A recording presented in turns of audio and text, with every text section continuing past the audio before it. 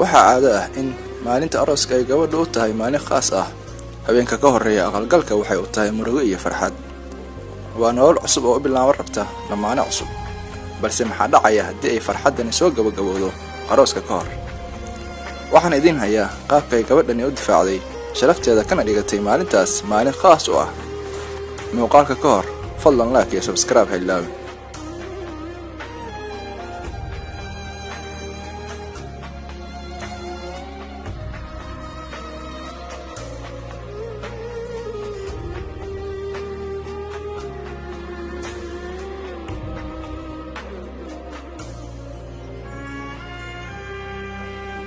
Casey iyo Alex ayaa xiriir lahaa muddo 6 sano ah.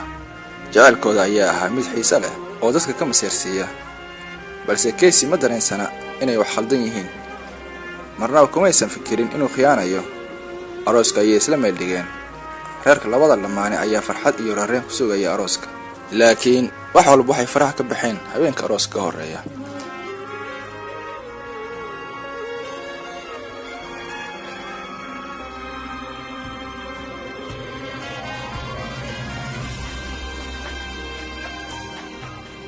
Casey oo la joogta saaxiibteeda ayaa fariin iyo sawirro uga timid lambar aysan aqoon. waxayna oranaysay haddii aan booska ku jiri lahaa ninkaasi maanan aroos lahayn. Casey ayaa aamin weyday waxay indhaheedu qabanayaan. ileen waa jacaylkeeda iyo gabar kale oo xiriir qarsoodi ah sameynaya.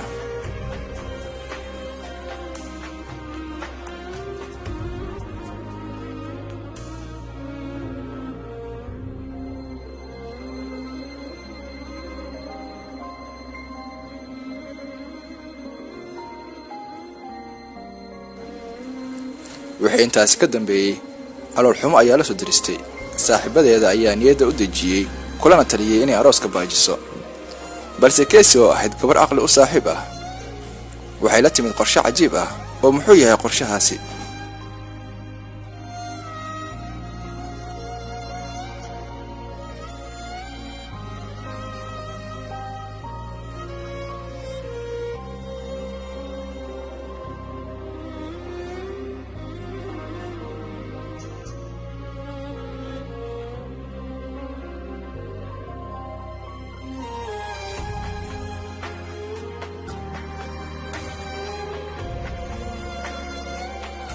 maadaama arooska ka harsan yahay saacado kooban oo kaliya maysan doonayn inay niyadda ka disho marti sharafta casuuman. habeenka oo dhan ayaa hurdo ku soo dhici weysay maadaama riyadeedu ay burburtay. markii uu waagu baryay Casey ayaa iyadoo ilmeynaysa gashay qolka la isku hagaajiyo. iyadoo indhaha ilma ka da'ayaan ayay jalleecdaa dharkii arooska maadaama uu qiimihii ugu fadhiyay beelay.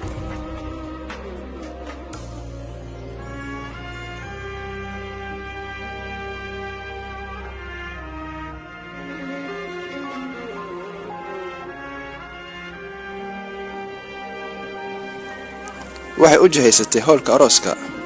waxay eegtay indhaha ninka khiyaanay mise wax jecel ah uga muuqdo. waxay isku raaceen dhinaca mimbarka.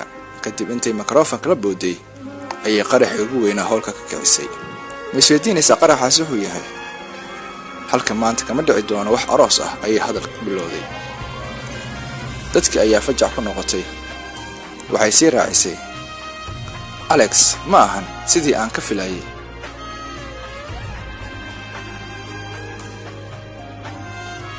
Alex ayaa indhaha taagay. wuxuu ku dhagay gacanta Casey. dheg jalaq umaysan siin.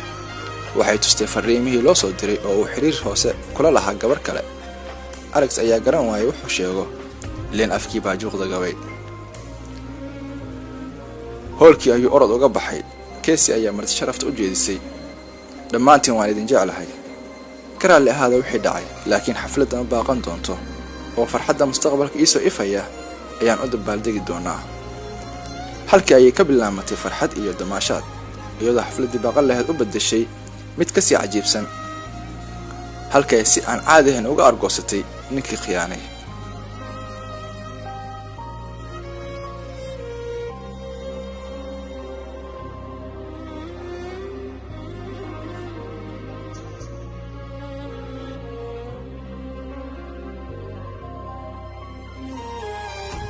daawade ma kula tahay inay ku samaysay wuxuu istaahilay? aragtidaada kommentiga hoose inoogu reeb, like iyo subscribe saar haddii aad awooddo. mahadsanid.